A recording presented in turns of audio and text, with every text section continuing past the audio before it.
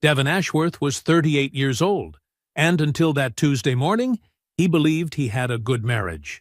Not perfect, but real. He was a facilities operations manager who worked overtime without complaint, loved without keeping score, and had just secured a home equity line to fully fund his wife Patrice's dream business. He arrived at her hospital room with her favorite flowers, birds of paradise, rehearsing how he'd deliver the news. The door was slightly open. Voices inside. He raised his hand to knock, and then he heard it. His wife's voice, unguarded, telling her best friend that she loved him like a cousin, harmless and familiar, that she'd been planning her exit for 2 years, that what she needed from Devon wasn't love. It was his credit score and his silence. He stood completely still in that hallway. He did not drop the flowers. He did not make a sound. And in that moment, Devon Ashworth made a decision that Patrice never saw coming. Before we jump into the story, comment where in the world you are watching from and subscribe, because tomorrow's story is one you need to hear. The birds of paradise were Patrice's favorite.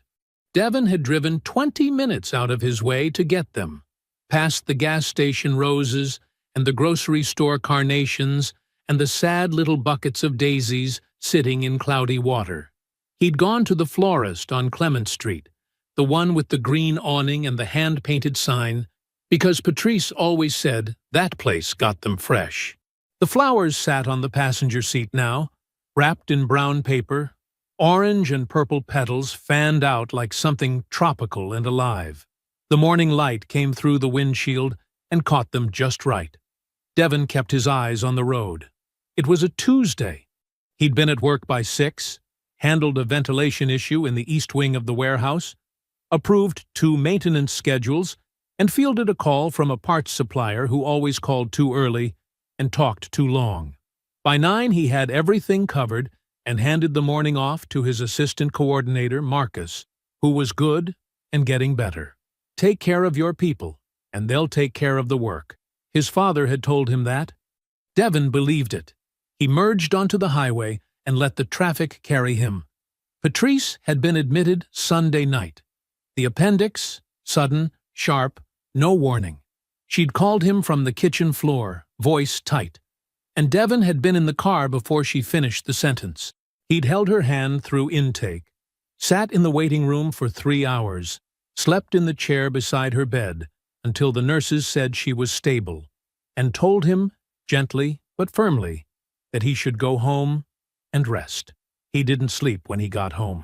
He lay on top of the covers in his work clothes and stared at the ceiling and thought about her face when the pain was bad. The way she'd squeezed his fingers without looking at him, like she needed the grip more than the comfort. He'd showered, changed, gone to work. He was good at forward motion, always had been.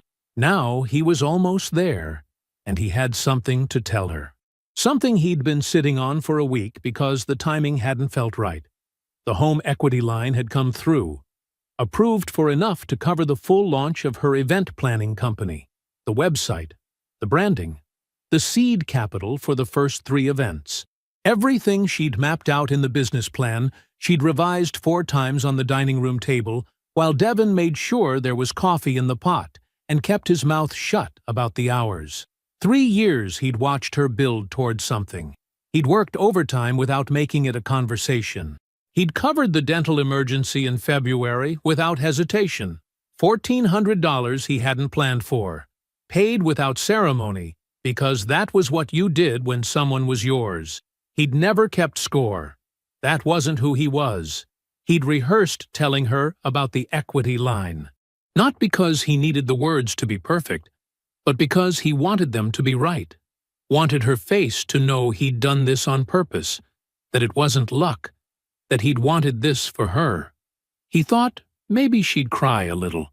Patrice didn't cry often, and when she did, it was always quiet, just her eyes going soft before she pulled herself back together. He was looking forward to seeing that. The hospital came into view. Devon pulled into the visitor's lot, cut the engine, and sat for a moment with his hands on the wheel. The flowers leaned against the seat beside him, He picked them up carefully. The third floor was quiet, the way hospitals always were mid-morning. The rush of early rounds finished, the hum of machines steady and low, the hallway smelling faintly of antiseptic and recycled air. Devon nodded at a nurse he recognized from Sunday night. She smiled back. Room 314 was at the end of the corridor. He walked the way he always walked, unhurried, solid, like a man who knew where he was going and wasn't in a rush to prove it. The flowers were in his left hand, his jacket was straight, and somewhere in his chest there was a quiet warmth that had been sitting there since he left the florist. He was almost at the door when he heard voices. The door was slightly open. Not wide, just a gap, maybe 4 inches, enough for sound to travel. He recognized Audra's voice first. Patrice's best friend since college. She was laughing at something, the way Audra always laughed, a little too easily. Devon slowed. He didn't want to interrupt. He stood just to the side of the doorframe, flowers at his side, and raised his hand to knock. Then he heard Patrice's voice, and the words came through the gap clearly. Too clearly to mishear, too specific to explain away. Devon's hand stayed in the air. He did not knock. Devon did not move. His hand was still raised, still aimed at the door. The knuckles never made contact. Patrice's voice was different when she didn't know anyone was listening. Looser. The careful warmth she carried in public was gone, and what was underneath it was something Devon had never heard before. Light, almost bored, like she was describing a problem she'd already solved. "I love Devon," she was saying. "I do, but it's like, you know how you love a cousin? Familiar, harmless. You're glad he exists, but you're not exactly choosing him." Audra said something low. Devon couldn't catch it. I know. Patrice's voice again, a small laugh trailing behind it. "I should have left 2 years ago. I almost did.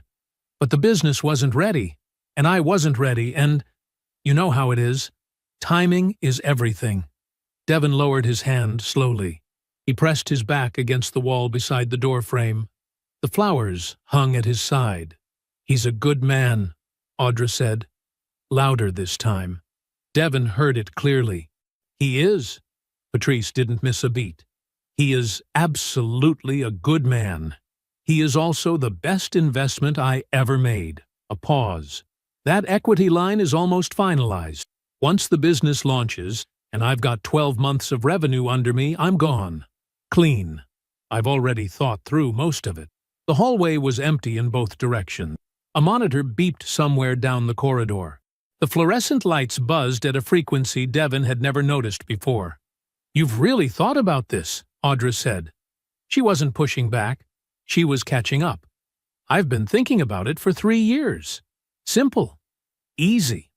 The way someone talks about a plan that's already finished in their mind. Like the thing is done, and the world just hasn't caught up yet." Then, Trent asked about me.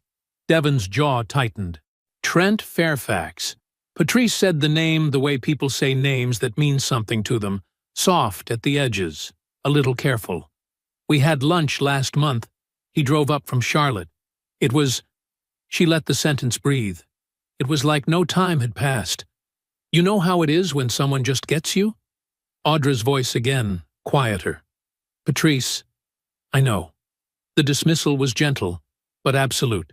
"I know what you're going to say. But what Trent and I have is real.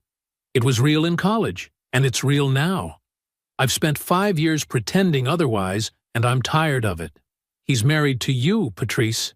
Audra's voice had a tremor in it now. "Devon, he works himself half to death for you. You know that." A soft sound. Maybe Patrice shifting in the bed. Maybe a shrug. "Good men are everywhere, Audra." Flat. Certain. The tone of someone who had thought through every possible objection and found them all manageable. "What I need right now is his credit score and his silence. That's it. That's all I need from him. And when the time comes, I'll handle it cleanly. He'll be fine. Men like Devon always land on their feet." Devon stood with his back against the wall. He was not shaking. He noticed that. He'd half expected to be some physical response to match the size of what he was hearing, but his hands were still. His breathing was even. The flowers were just flowers, orange and purple and carefully chosen, and he held them at his side like they weighed nothing at all. He stood there for another moment. Then he turned and walked back down the hallway. Not fast, not slow. The same pace he'd come in with, steady and even. The walk of a man who knew where he was going. He passed the nurse's station. He passed the door of a room where a television was playing.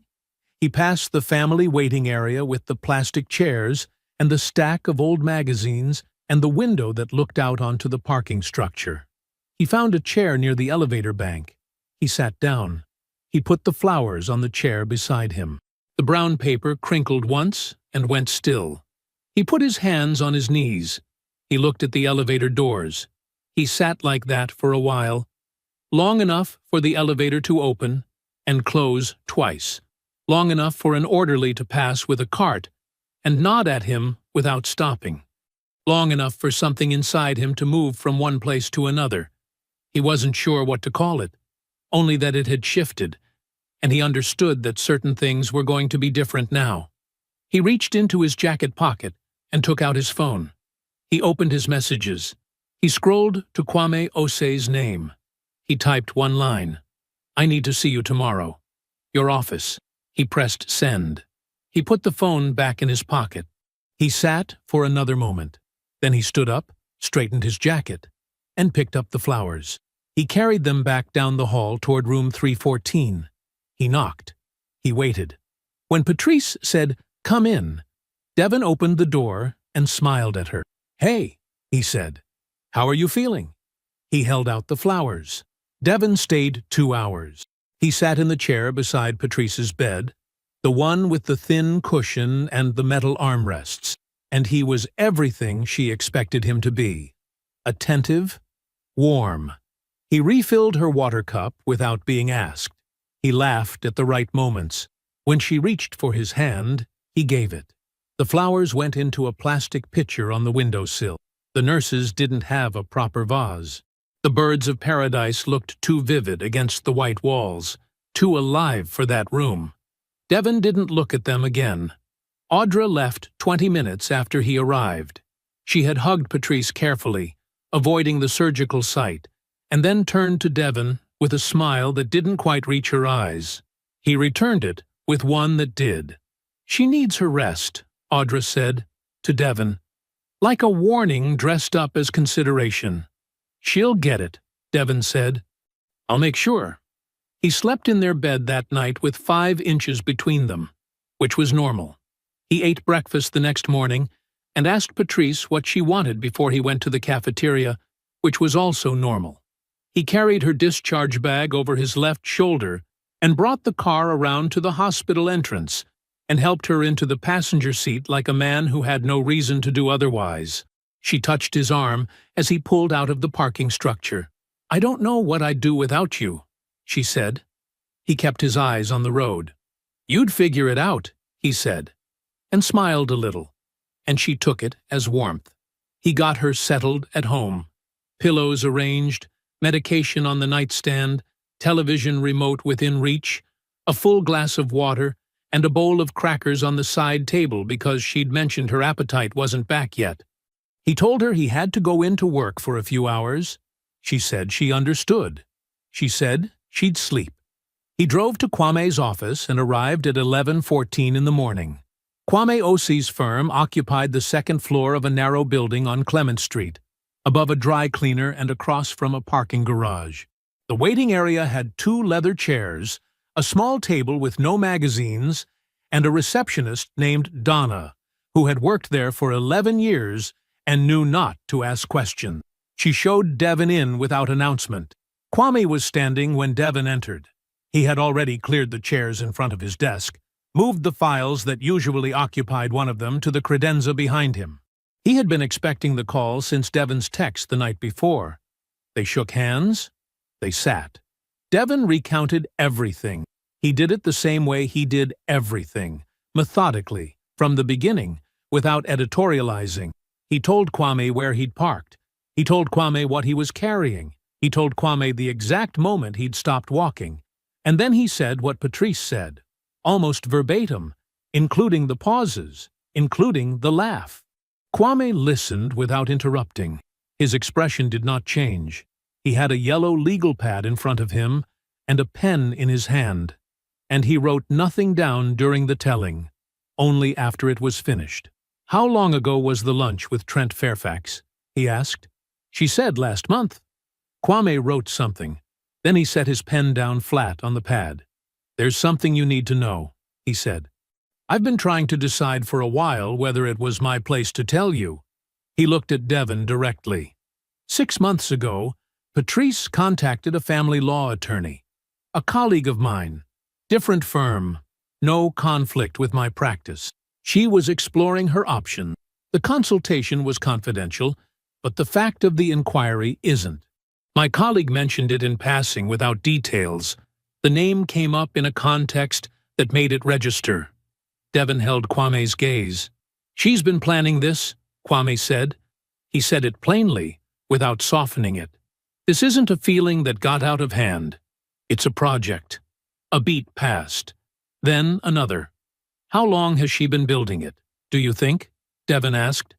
"Based on what you've told me? At least 2 years of intention." "Probably longer." Devon nodded once. He looked at the window.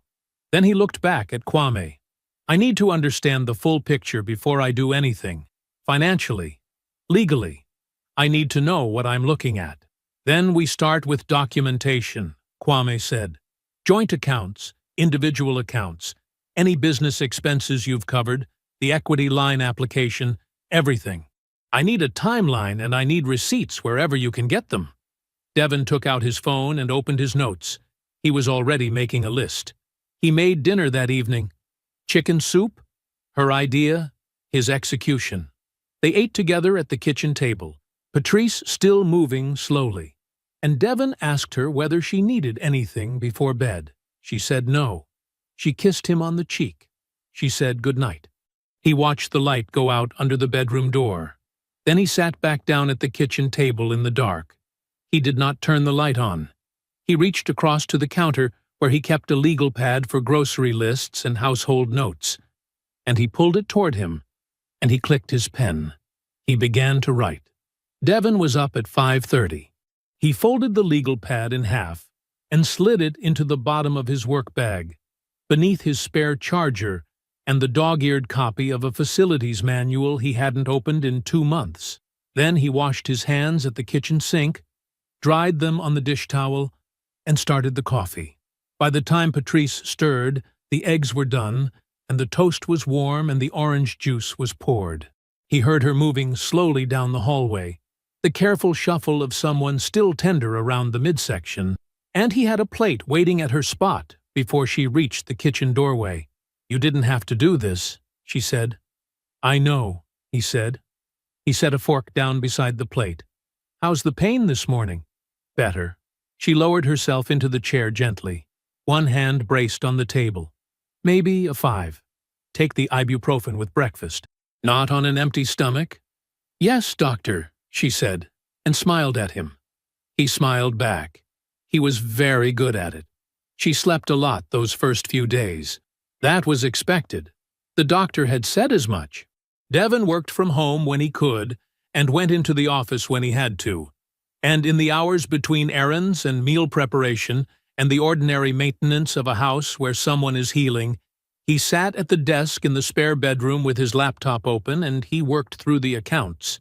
He started with the joint checking.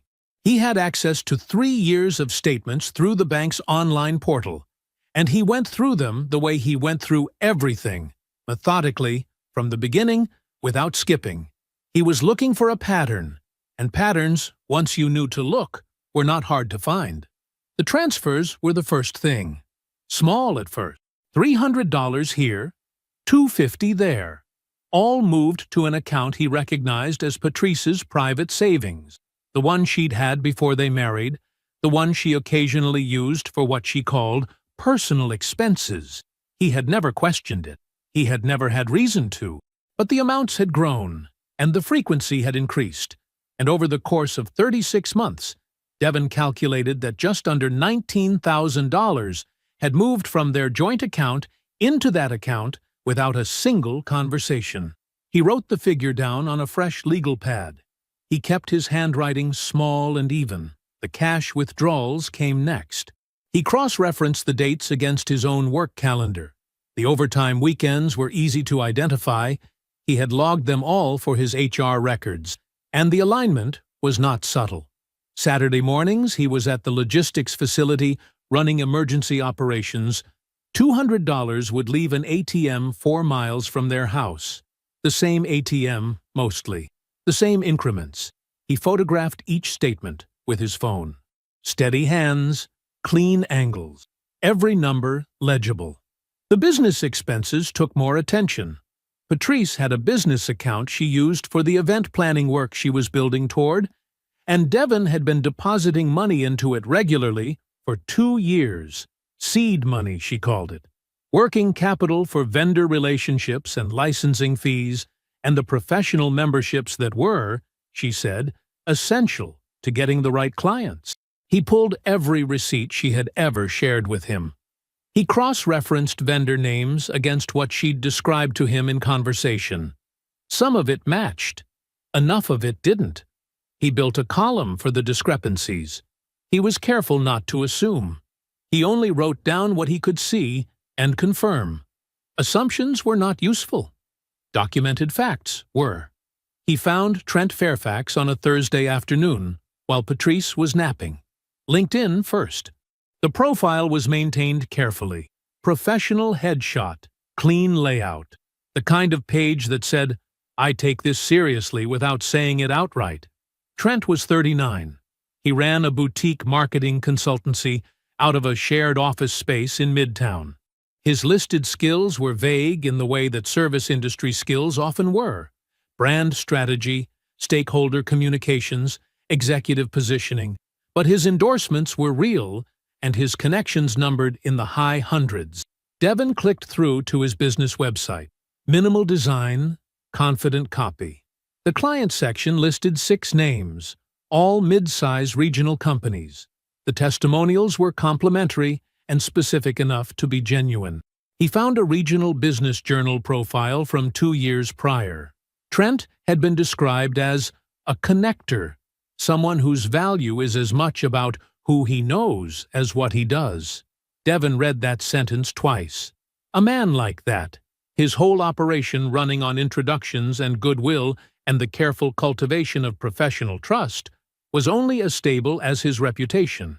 His consultancy had no product, no inventory, no infrastructure. It had relationships.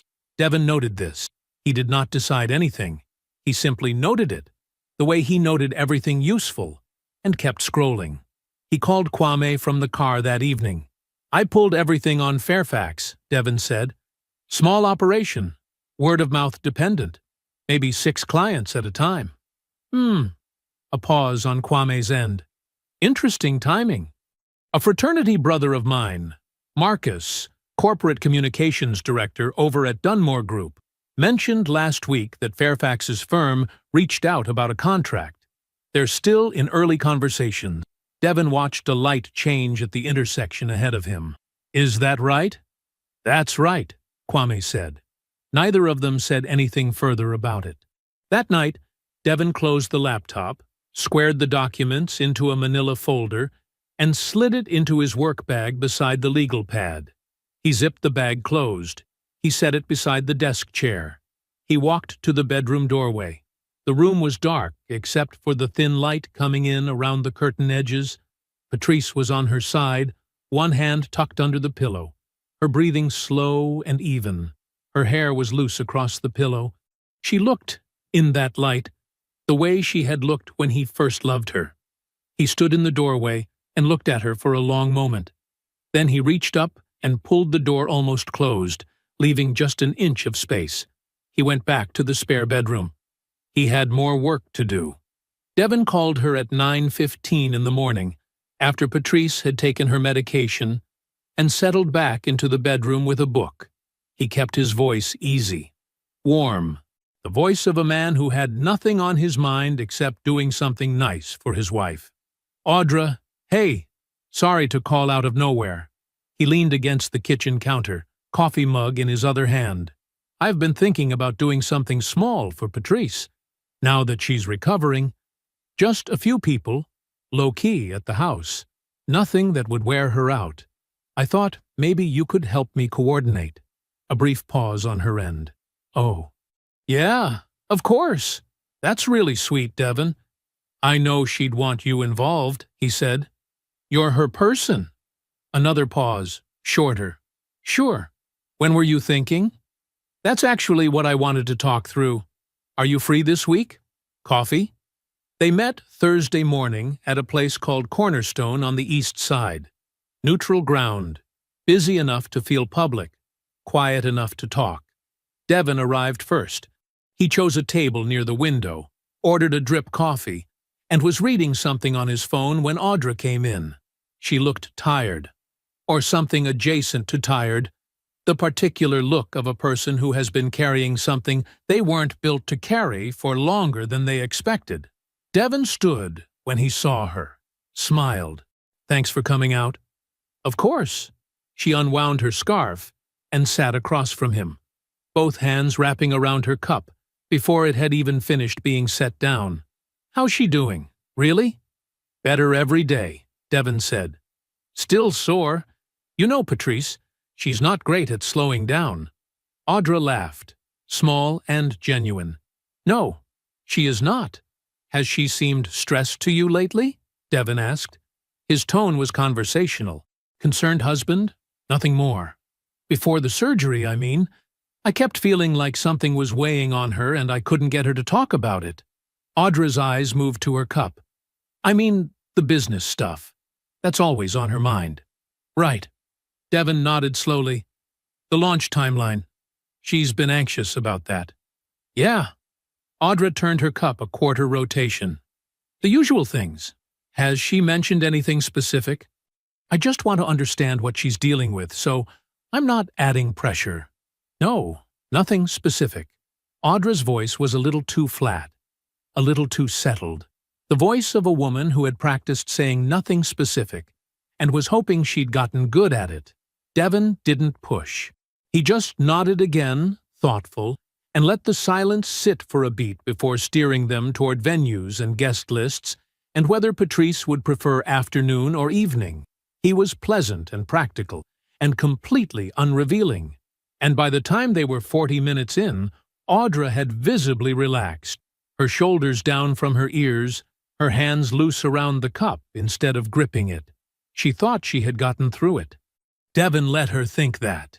He picked up the tab without making anything of it, and they walked toward the door together, and he held it open for her, and they were standing on the sidewalk in the thin morning light when he stopped and looked at her directly. "Audra." His voice was quiet, steady, not accusing, not pleading. "I need you to know that I'm not the man Patrice told you I was." Her face changed. Just slightly.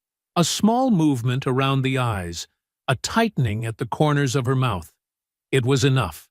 "When this is over," Devon said, "I hope you remember that." He didn't wait for her to respond.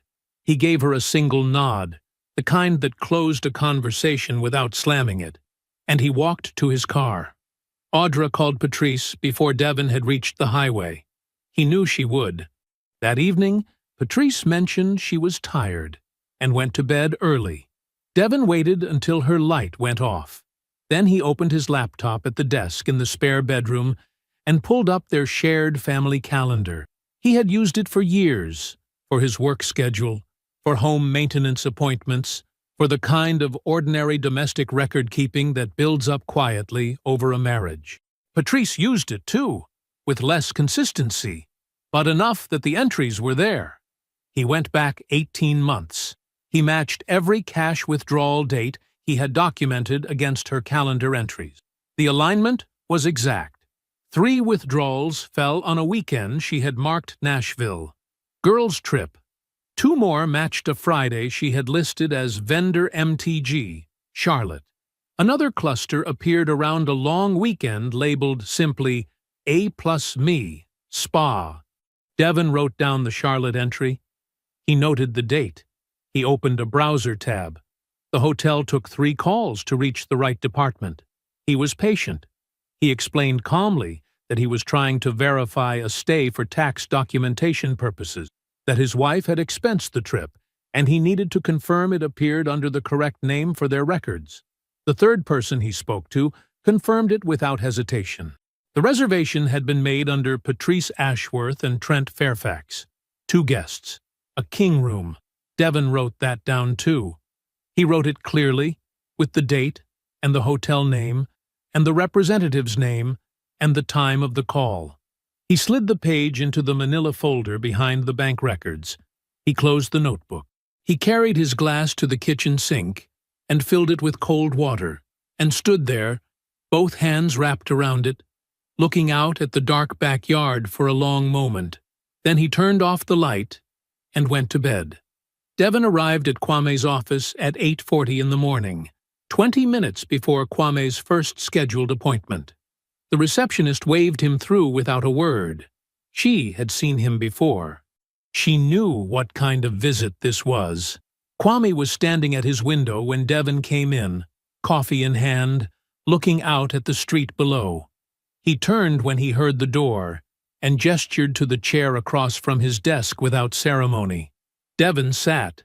He placed the manila folder on the desk between them, flat and square, and folded his hands on top of it. "Everything?" Kwame asked. "Everything." Kwame set down his coffee.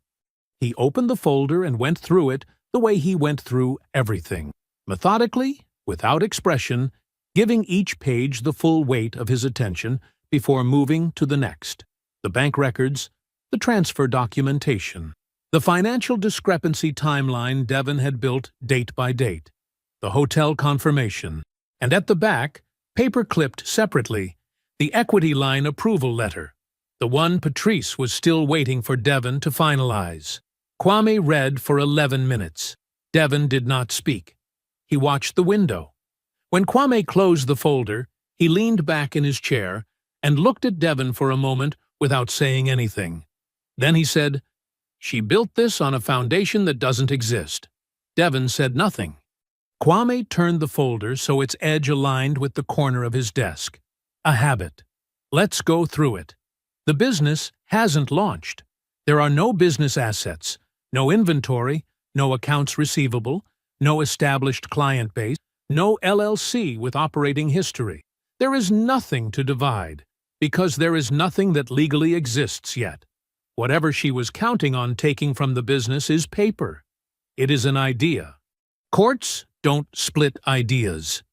Devon nodded once. The equity line. Kwame tapped the paper-clipped letter. It's approved, but it has not been drawn. Not $1. You can withdraw that application, and she has no grounds to compel you to finalize it.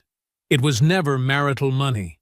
It was potential marital debt that you chose not to take on. That choice is entirely yours to make. I already called the lender, Devon said. Not yet. But I know what I'm doing. Kwame accepted this without comment. The account transfers. The ones into the private account. The cash withdrawals. He opened the folder again briefly, glancing at the timeline. This is dissipation. She was diverting marital funds for personal use unrelated to the marriage. I can argue this aggressively. A judge will want to see it. A judge will care about it. It shifts the equitable distribution calculus significantly in your favor. He closed the folder again. And the house. He paused just a beat to let it land. You inherited the house 14 months before you married Patrice. It never lost its character as separate property. There was no commingling, no refinancing that brought her onto title, no legal action that folded it into marital assets. Devon. He looked at him directly. She cannot touch that house. Her attorney is going to tell her the same thing I'm telling you, and it is going to be the worst moment of her planning process. The room was quiet for a moment. Devon looked at the folder. He thought about Patrice 3 nights ago, settled on the couch with her feet tucked under her, asking him about the equity line timeline with a softness in her voice that he now understood completely. He thought about the house, the one his uncle left him, the one he had repainted the summer before Patrice moved in, room by room, every weekend, alone. "I want to wait," he said, "before you file." Kwame raised an eyebrow slightly. Not surprised, just listening.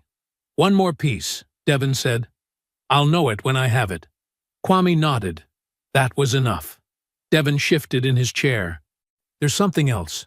He told Kwame what he had found about Trent Fairfax, the boutique consultancy, the thin client roster, the complete dependence on personal referrals and professional relationships. Then he mentioned what Kwame had told him on the phone. His fraternity brother, the corporate communications director, recently approached by Trent's firm for a contract. Still in discussion, Kwame listened without moving. When Devon finished, Kwame was quiet for a moment. Then he said, "I've been meaning to catch up with Marcus anyway. We're overdue." He picked up his coffee. "I won't say anything that isn't true." Devon looked at him. "I know you won't." That was the end of it. He was home by 10:30. Patrice was in the living room with her laptop, doing what she described as light planning. Devon kissed her on the top of her head, asked if she needed anything, and went to change out of his work clothes. He spent the afternoon handling 2 things remotely for his job, ate a sandwich at his desk, and by evening was in the kitchen making pasta when Patrice appeared in the doorway, freshly showered, in the gray sweater she knew he liked. They ate at the table. It was pleasant. She asked about his day. He asked about hers. Toward the end of the meal, she mentioned, casually, that she had been thinking about the business timeline. Spring was the ideal window, she said. If the equity paperwork moved forward in the next few weeks, Devon set down his fork. "I actually need a few more days with it," he said. "Some of the terms. I want to read through everything carefully before I sign." Patrice smiled. Warm, patient. The smile of a woman who had nothing to worry about. "Of course," she said. "There's no rush." The call came at 7:52 in the morning. Devon was at the kitchen counter, coffee in hand, watching the backyard through the window. A neighbor's dog was cutting across the far edge of the grass. Unhurried. Like it owned the place. His phone buzzed against the counter. He glanced at the screen. Brianna. He picked it up on the second ring. "Hey, Bree." Her voice was not right. It was controlled in the way that voices get when someone has been working hard to make them sound normal and hasn't quite gotten there. "Devon, hey. I'm sorry for calling so early." "You're fine," he said. "What's going on?" A short pause. Just long enough. "I need to see you. Can we meet somewhere? Not your house, not Mom's." Another beat. Somewhere just neutral. Devon set his coffee mug down. He kept his voice easy. "Yeah, of course. When? Today?" Her voice dipped slightly on the word, like she'd been holding it. "If that works." "It works," he said. "Name a place." She chose a diner on the east side of town, the kind that had been there for 30 years and decorated like it. Vinyl booths worn soft at the edges, coffee that came without being asked. Devon arrived first. He picked a booth near the back, away from the windows, and ordered 2 coffees. He sat with his hands around his mug and waited. Brianna came in 7 minutes later. She was Devon's height exactly, with Patrice's same sharp cheekbones, but none of Patrice's composure. Her eyes were red at the rims. She had clearly slept badly, if at all. She slid into the booth across from him and wrapped her hands around the coffee mug before she said a word. Devon waited. "I was at Mom's on Sunday," she started. "Patrice was there for a couple of hours in the afternoon. She left before dinner." Brianna stared into her mug. She forgot to close out a thread on the shared tablet, the one Mom keeps on the kitchen counter. She looked up at him. "I wasn't snooping. I just picked it up to change the music." "I believe you," Devon said simply. Brianna exhaled, like she had needed to hear that. It was a message thread between Patrice and— She stopped, pressed her lips together. Between her and someone named Trent. Devon nodded, slow and easy, giving her room. I didn't read all of it. I didn't want to. Brianna's jaw tightened. But I read enough. She set the mug down. Devon, this has been going on for a long time. Almost 3 years, from what I could tell. The dates on some of those messages— She shook her head. She's been planning this. She told him the business was the last step. That once it launched and she had her own money, she was done. She made it sound like you were just something she was finishing up. Devon said nothing. He kept his face still. Trent thinks she's choosing him, Brianna said. He talks about it like it's already decided. Like they're already together, and you're just the last formality. She looked genuinely sick saying it. Devon picked up his coffee, took a slow sip, set it back down. There's more. Brianna's voice dropped. She's already told Mom and Aunt Carolyn and Aunt Denise. She watched his face. She's been telling them for months that the marriage hasn't been working, that you're closed off, that you never made her feel like a priority. Brianna's mouth pressed into a hard line. She told them she's been unhappy for years, and she's finally ready to do what's best for herself.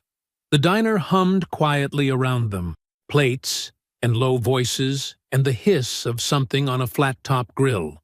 Devon thought about Patrice's mother, a woman he had always treated with genuine respect, who hugged him at every family gathering, who had called him on his birthday for 3 years running.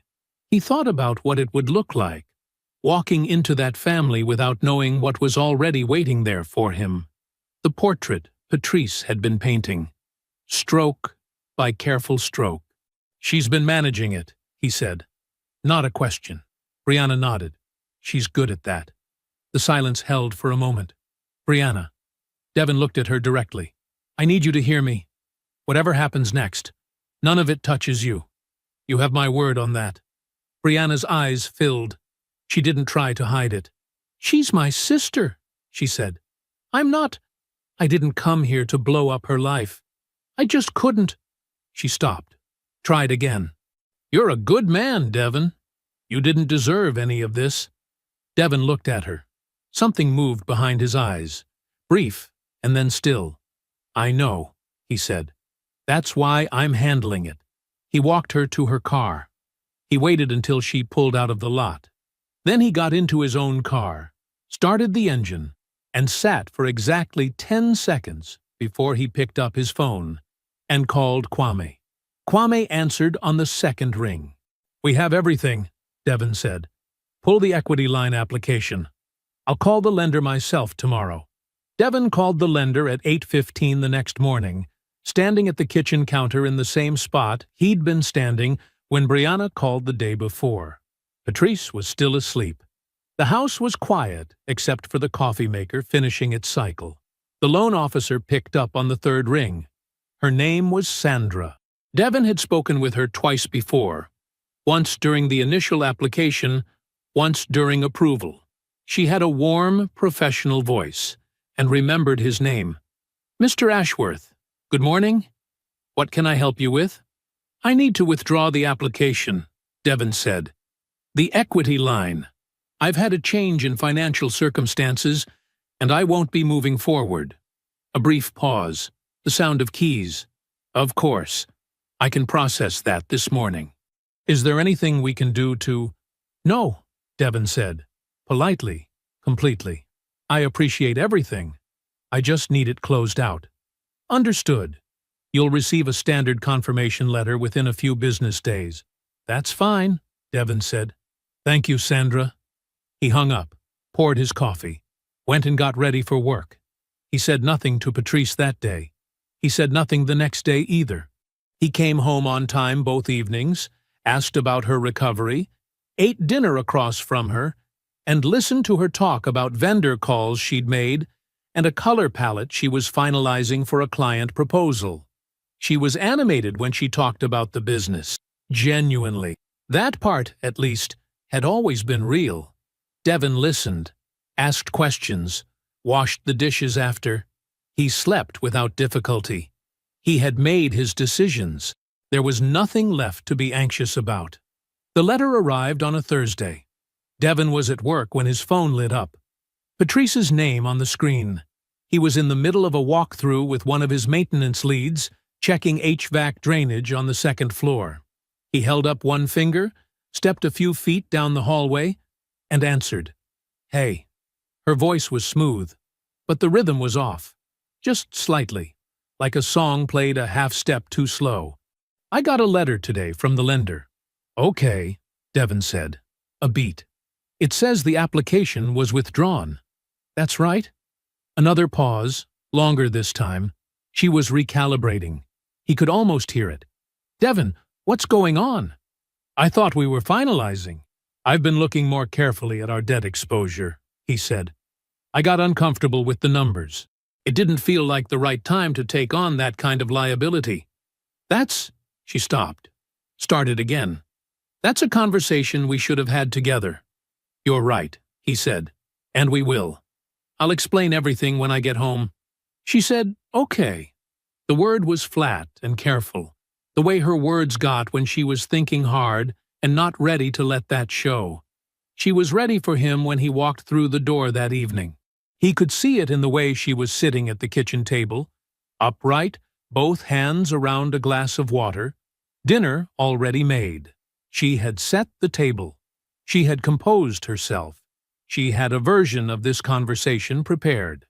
Devon set his bag down, washed his hands, and sat across from her. "Walk me through it," she said. Her voice was measured. Her eyes were not. Devon served himself from the dish she'd made, a pasta, something with roasted tomatoes, and looked at her with the same calm expression he'd been wearing for 2 weeks now. "I've been doing a thorough review of where we stand financially," he said. "The equity line made sense when I first applied, but I've been looking more carefully at our full picture, and I'm not comfortable pulling against the house right now. Not with the market the way it is." Her jaw moved slightly. "Devon, the business launch is dependent on that funding. You know that. We've been planning around it." "I know," he said. "That's part of what I want to sit down and talk through properly." He took a slow bite, chewed, set his fork down. "There are some things I've been wanting to discuss with you. About where we are.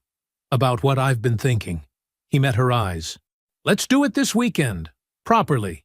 Sit down together with clear heads." Patrice looked at him for a moment.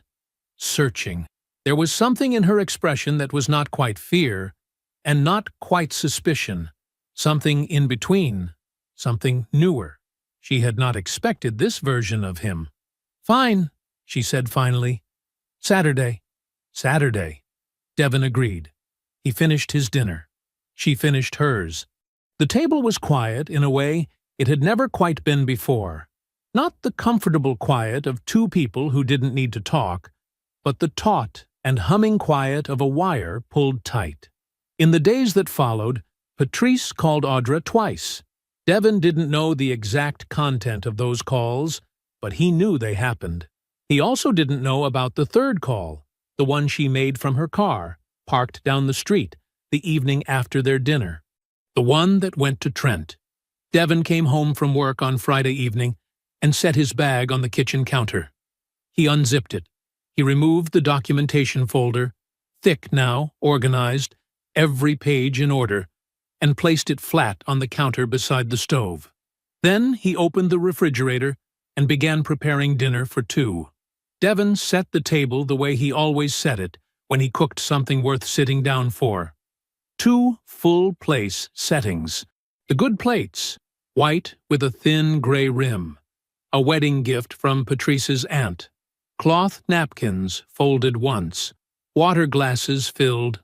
Fork on the left, knife on the right. The way his grandmother taught him before he was old enough to reach the counter without a step stool. The food was on the stove. Roasted chicken, rice, green beans with a little garlic and lemon. Simple. The kind of meal that took care and didn't announce it. The documentation folder sat in the center of the table where a candle would normally be. Closed, squared to the table's edge. Devon had organized it that morning before Patrice was awake. Bank records first, then the hotel confirmation, then the written timeline he had typed and printed at work. 3 pages, clean and precise. Every transfer, every date. Every weekend trip cross-referenced against the shared calendar, against the marriage milestones he had tracked, without knowing he was tracking them. He had not been angry when he put it together. He had been thorough. Patrice came downstairs at 6:40. She had dressed for this, not formally, but deliberately. Hair done. A blouse Devon recognized. She had prepared herself to be persuasive, and she had chosen her clothes accordingly. She stopped when she saw the table. Her eyes moved to the folder, then to Devon, standing at the stove with his back to her. "Sit down," Devon said, quietly. "Food's almost ready." She sat. She did not reach for the folder. Devon brought the food over, served both plates, set the pans back on the stove, and sat down across from her. He picked up the folder, opened it, and laid it flat in front of her, without a word. She looked down at the top page. Bank records, her own name in the transaction column, transfers to an account Devon had never been given access to, dated back 2.5 years. 19 transactions. The amounts were listed neatly in the right-hand column. "I was in the hallway," Devon said. "Outside your hospital room. You were talking to Audra." Patrice looked up.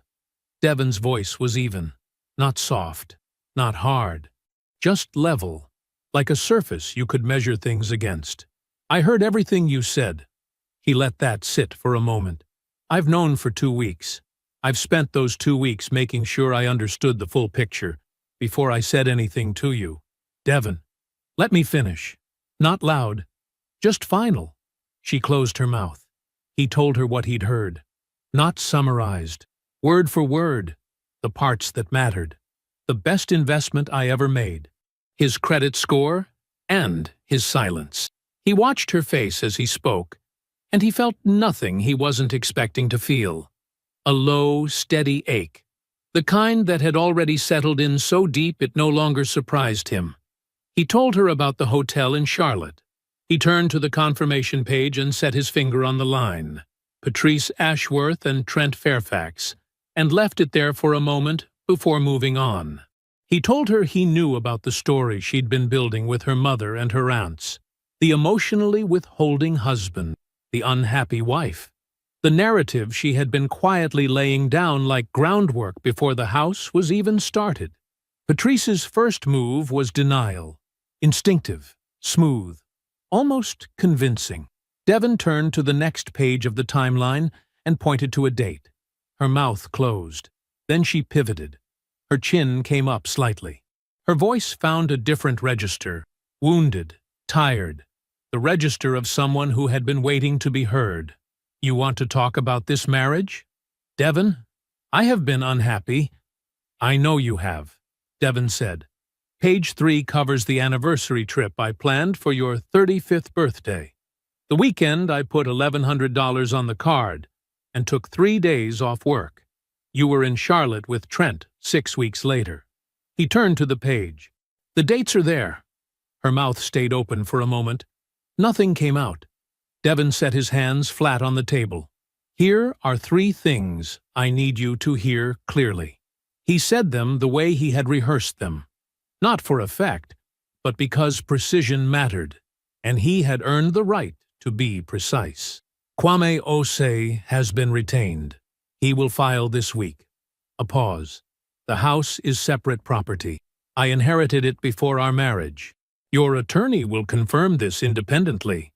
I'm not asking you to take my word for it." Another pause.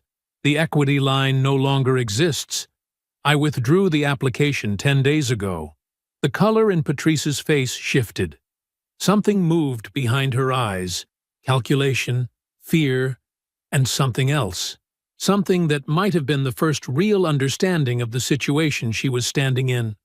"I'm asking you to be out within 30 days, Devon said. Kwame can have the formal notice to you by Monday if you prefer it in writing." Patrice said nothing. For the first time since Devon had known her, she had nothing arranged and ready. Devon picked up his fork and turned his attention to his plate. The chicken was good. The rice had come out right. He ate. Patrice left the table without a word some time before he finished. He heard her footsteps on the stairs. A door closing, not quite a slam, somewhere between punctuation and collapse. Devon sat alone in the kitchen. The overhead light was warm. The house was still.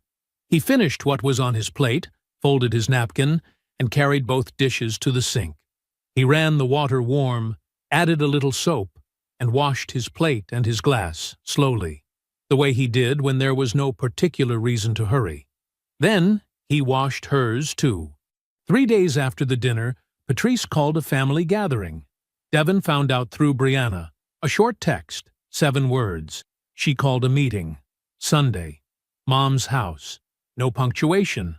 No explanation needed. He texted back, "I'll be there." The drive to Patrice's mother's house took 22 minutes. Devon made it in silence. No music. Windows up. The neighborhood was the kind of quiet that came from people living carefully. Trimmed lawns, clean driveways, flower beds that got attention. He had driven this road dozens of times, brought casseroles here, helped move furniture, fixed a leaking bathroom faucet one Saturday afternoon while Patrice and her mother sat in the kitchen and talked. He parked at the curb. He checked his phone once, confirmed what he needed was there, and got out of the car. The living room was arranged the way it always was for anything that mattered. Patrice's mother, Gloria, sat in her chair near the window. 2 aunts on the couch, Delia and Margaret. Brianna sat in the armchair near the hallway, apart from the others, her hands folded in her lap. She did not look up when Devon came in. Patrice stood near the fireplace. She had dressed carefully again. She had the posture of someone who had rehearsed. Devon greeted Gloria first. He shook her hand and held it a moment. He nodded to the aunts. He took the open chair near the door and sat with his hands resting on his knees, and he waited. Patrice spoke. Her voice was measured, warm, carrying just the right weight of sadness, the tone of a reasonable woman doing a hard thing. She talked about incompatibility, about 2 people who wanted different things, about years of trying. She used words like drift and distance and mutual. She did not say Trent's name. She did not say anything that wasn't technically deniable.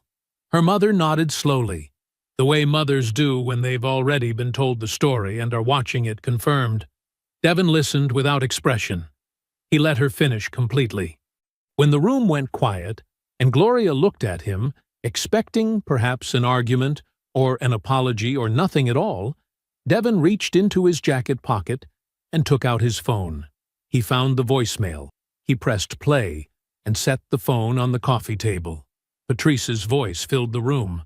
She was laughing, light and easy, the way she laughed when she didn't know anyone was measuring her. She was talking to Trent.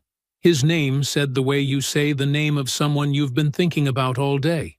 Making plans. A specific hotel. A specific date. A tone in her voice that had nothing to do with drift or distance or mutual incompatibility. 28 seconds. Devon had timed it. He picked the phone up and put it back in his pocket. The room was completely still. Aunt Delia had her hand pressed flat against her collarbone. Margaret was looking at the carpet. Gloria's expression had not moved, but something behind it had shifted. The slow, heavy movement of a belief being revised. Brianna stared at the floor. Her jaw was tight. She did not look at her sister. Patrice's mouth had opened slightly. She closed it. Devon looked at Gloria directly. He spoke the way he always spoke to her, with respect, without performance. "I'm not here to cause harm," he said. "I came because a lie was going to stand in this room, and I couldn't allow that. Not here. Not with you." He paused. "I love this family. That part was always real. I need you to know that, too." He stood up, buttoned his jacket, and thanked Gloria for her home. He left without looking at Patrice. He called Kwame from the car. 2 words: file it. The week that followed moved the way Devon had expected it to. Kwame's fraternity brother, the corporate communications director who had been close to signing with Trent's consultancy, had a conversation with Kwame. Nothing fabricated, just honest contact, offered calmly, about who Trent Fairfax was and how he operated. The director decided the relationship felt complicated. He passed. 2 other referrals went quiet the same week. The way these things go when word travels through professional circles, not loudly, but efficiently, like water finding its level. Trent texted Devon on a Thursday. The message was short and poorly aimed, part olive branch, part territorial signal. He suggested a meeting, man to man. Devon read it once, set his phone down, and did not think about it again until Sunday evening, when he picked up his phone and typed, "I know exactly what this situation is. I don't meet with men who conduct themselves the way you do." He sent it and went to bed.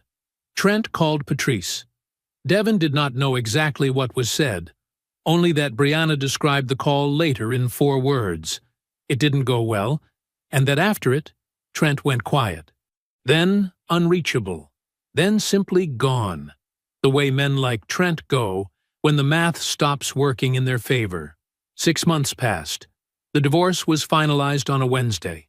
Devon heard from Kwame by phone, calm, brief, the tone of a man reporting a thing he was never worried about. Patrice received her personal property, her car, and her share of the joint account as it stood on the date of separation. The house remained Devon's, as it had always been. Her attorney had confirmed the separate property question without contest. The event planning business had launched. Underfunded, slower than she'd planned, working against the grain of what she'd hoped. Devon did not follow its progress closely. He did not need to. He took a long weekend to Atlanta. He slept well in a hotel room with blackout curtains and no alarm set. He ate good food and laughed with his college roommate until his face hurt. He came home, rested. He brought the woodworking equipment out of the back of the garage, where it had been sitting under a tarp for 2 years. Patrice had found sawdust inconvenient. He set up the workbench, oiled what needed oiling, and started small. A bookshelf, 4 shelves, clean lines, no ornament. On a Saturday morning in early spring, Devon was in the garage, music playing low through the small Bluetooth speaker on the shelf. The air smelled like cut wood and motor oil. He was fitting the second shelf into its dado joint, checking the angle, adjusting by fractions. His phone lit up on the workbench. An unknown number. Devon glanced at it. He let it ring. He picked up his tool and kept building. I hope you enjoyed that one. Be sure to like the video and subscribe so you don't miss the next story. I've picked out 2 more for you that I think you'll really like.